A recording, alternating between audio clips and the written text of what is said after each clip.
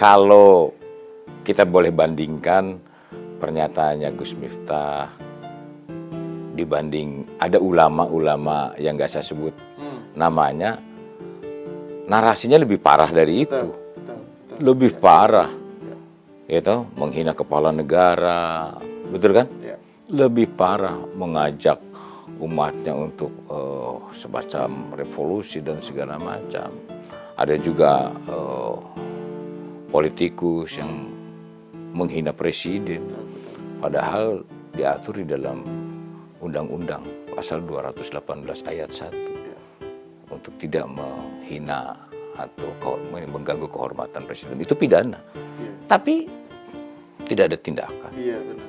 Betul nggak? Iya, sebutan dungu, sebutan itu kan. Kalau Gus Miftah aja bicara goblok, tapi ada yang lebih parah lagi, seperti itu kan. Cuma di lalu itu ada yang keramaian soal Gus Miftah itu. Jenderal Dudung pasti kan ngikutin ya. Jadi itu kasus yang ya sekarang sih udah mulai reda ya, tetapi kan itu sempat rame dan bahkan ada yang mempertanyakan soal Gus, terus mempertanyakan perilaku Gus Miftah sendiri dan seterusnya. Kalau komentar Jenderal Dudung gimana menanggapi kasus itu? Gus Miftah itu saya kenal baik sama beliau gitu. Beliau itu memang ya cara bicaranya seperti itu, jadi ceplas-ceplos gitu kan. Padahal orangnya baik gitu loh, orangnya baik. Menurut saya orangnya baik dan memang tidak tepat lah kalau misalnya menyampaikan seperti itu tadi, ya mungkin merendahkan orang apalagi di kalangan rakyat banyak gitu kan ya. Dan saya salutnya itu ke beliau juga minta maaf lah. Karena memang sebetulnya apa yang terjadi dalam di dunia ini Pak, itu semua karena Allah Subhanahu wa Ta'ala. Baik cobaan, rezeki dan segala macam, termasuk musibah. Dan beliau menyadari itu. Namun yang kita petik hal positif dari beliau itu adalah beliau mengundurkan diri. Nah, itu saya senang itu, kesatria dia. Memang beliau salah, ya beliau salah dan beliau akui itu salah. Dan jiwa kesatria ini perlu kita contoh. Karena banyak pejabat-pejabat kita juga yang anak buahnya salah, gak mau mengundurkan diri, betul kan? Iya betul. Bagus itu, ini harus perlu kita contoh. Jadi kalau ada stafnya salah, betul kan? Anak buahnya salah. Apalagi yang melibatkan pimpinannya, mundur harusnya. Ini jiwa kesatria. Jiwa kesatria, iya. Biasanya kan kalau kita misalnya melihat kasus-kasus di negara lain, misalnya di Jepang atau apa itu kan, mundur itu sesuatu yang memang kesatria lah. Langkah yang harus diambil. Jangan di takut. Indonesia kan masih jarang. Iya, gitu jangan takut dengan pangkat dan jabatan.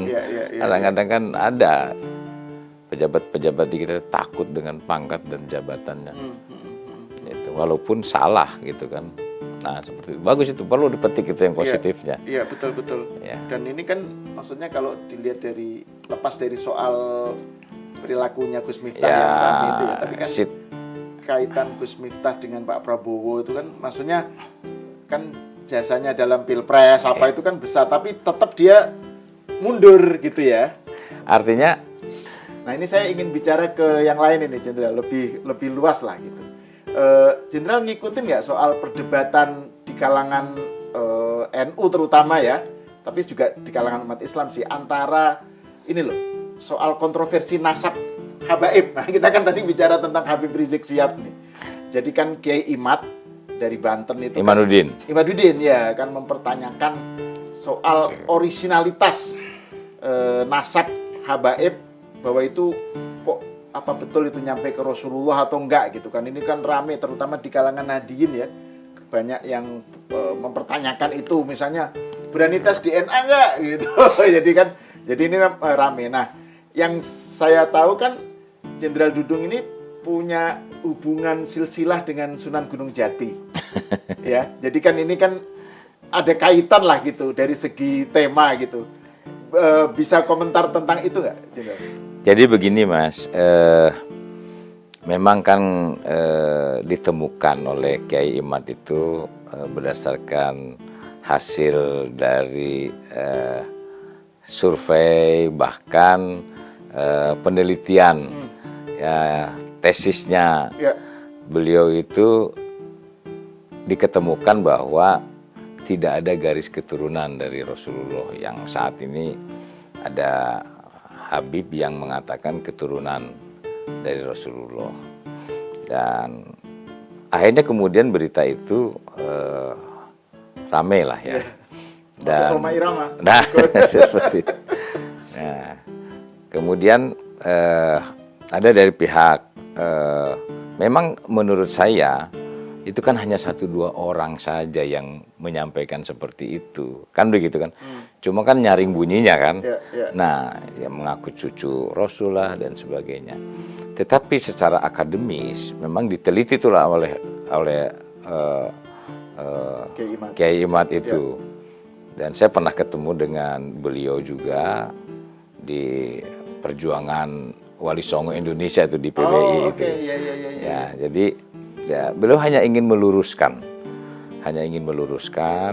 sehingga inginnya bahwa umat Islam tidak mengkultuskan kepada salah satu kaum, kan begitu kan.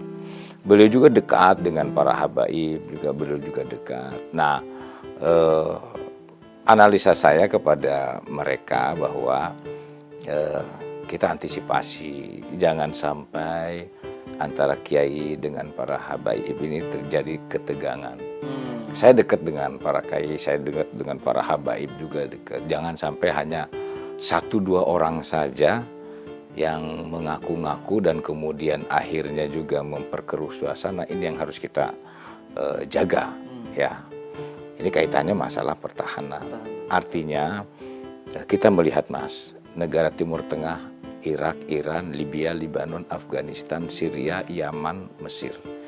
Itu porak-poranda hanya satu agama dan dibedakan 2 suku, Sunni dan Syiah. Mereka bunuh-bunuhan dan mereka satu daratan. Nah, bagaimana bangsa kita 17.000 pulau, 6 agama, betul kan? Ya. Yang berbeda-beda, makanya toleransi ini betul-betul harus dijunjung tinggi. Nah, kalau satu agama pun kemudian akhirnya juga ada yang mencoba-coba mengganggu, kan begitu? Nah, ini kita harus waspada. Sehingga saya sampaikan kepada mereka, tetap jangan sampai saling membenci, saling menjatuhkan, apalagi saling memfitnah. Ini yang harus kita jaga. Jadi Kiai Imanuddin itu hanya meluruskan sesuai dengan fakta sejarah seperti itu saja sebetulnya. Dan para habaib yang lain pun ya banyak yang mendukung lah sebetulnya. Artinya dan beliau-beliau juga sangat mendukung pemerintah. Bagaimana pemerintah itu untuk maju, dan mereka pun ya itulah yang merasa cucu Nabi itu kan bisa dihitung hanya 1-2 orang saja, yang lain kan tidak. Nah, biasanya yang merasa cucu Nabi itu kadang-kadang mengkapitalisasi. Nah, itu terus dia manfaatkan gitu kan untuk kepentingan personal gitu loh kan. Ada sejumlah habib dan rame di medsos gitu. Dia pamer apa, flexing gitu. Itu yang terus juga itu soal bahwa harus melalui dia, soal keberkahan apa gitu. Jadi narasi-narasi semacam itu yang justru habib-habib yang kayak Profesor Quraish Shihab misalnya, itu kan nggak perlu nyebut habib. Jadi itu dihormati malah justru gitu ya. Bahkan yang ilmu yang tinggi seperti Quraish Shihab itu bahkan banyak diamnya. Betul ya. Biasanya yang ilmunya kurang biasanya suka teriaknya lantang sekali. Nah, kalau terkait soal silsilah Jenderal Dudung sendiri dengan Sunan Gunung Jati itu bisa diceritakan ya? Karena kan ada masjid di Cirebon apa yang itu gimana itu? Jadi bapak saya asli Cirebon, ibu saya asli Banten, kan begitu. Ya betul lah, ada silsilahnya dari Syarif Hidayatullah. Makanya saya bangun masjid Syarif Abdurrahman. Syarif itu mengambilnya dari Syarif Hidayatullah, Abdurrahman itu nama saya. Nama saya mengambil dari Syekh Abdurrahman, itu pamannya Syarif Hidayatullah. Jadi nama saya itu Abdurrahman itu ngambil dari situ. Nah, ibu itu dari Banten. Jadi dari masih keturunan Sultan Hasanuddin juga seperti itu. Ya itu seperti itulah nasabnya ceritanya keturunan.